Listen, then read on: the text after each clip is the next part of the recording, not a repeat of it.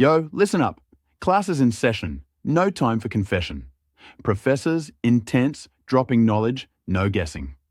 Equations on the board, looking super profound, while Brittany B just chills, making not a sound. Then the prof calls her name like, Brittany, your turn. She struts to the board, a lesson to learn. With a flick of her hair and a sparkle so bright, she grabs the chalk, ready to own the night.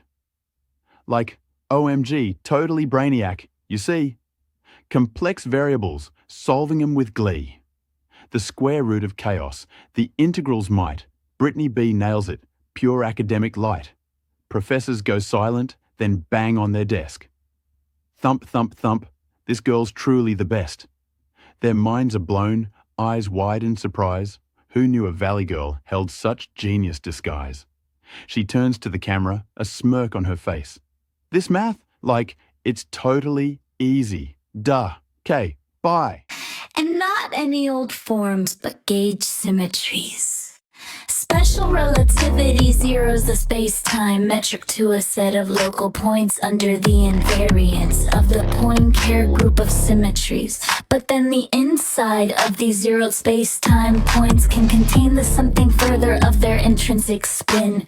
Symmetries gauge structures such as the trio of SU3, SU2, and U1 that generate the standard model of particle physics. Once the vacuum cools sufficiently for such structure to crystallize out and become a thing, a flood of excitations of that form.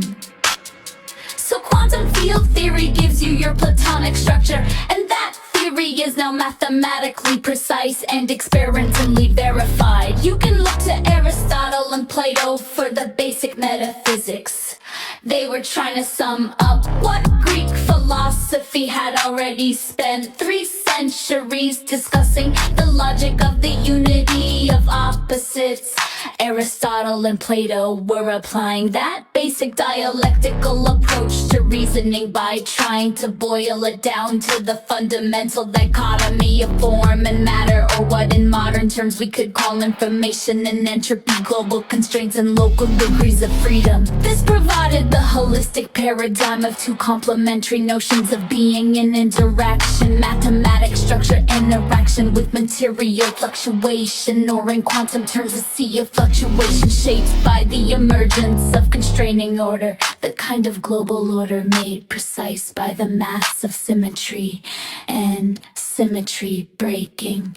The universe as we now know it, a dimensionality that has the Poincare group structure of a 4D space-time, and then which is filled with the energy of its gauge group local excitation, the bosons and fermions that are generated by SU3, SU2, and U1 as the local spin resonances which an excited vacuum can't help but ring with.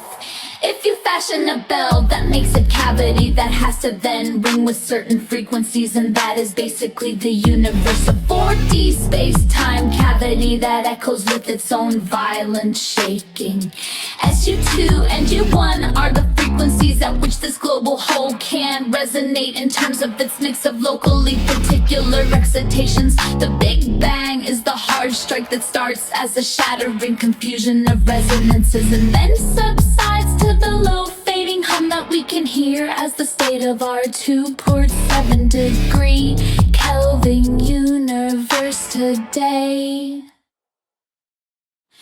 effectively disappears from sight when the quarks get rolled up into protons. A U state of electric charge SU also gets broken into the weak force as a short-range decay story, and electromagnetism is the U photon, which is what is finally left as the final last weak but all pervasive hum of the void. That is a considerable simplification of particle physics, but you get the basic idea.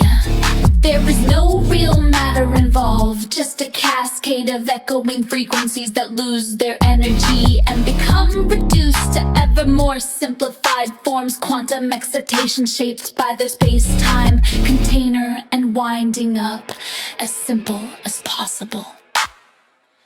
The heat death of the Big Bang arrives remains is the eternalized low hum of black body photons with the wavelength at the scale of the visible universe, or a frequency that has a temperature as close to absolute 0 degrees K as it can get, given quantum uncertainty and the holographic principle.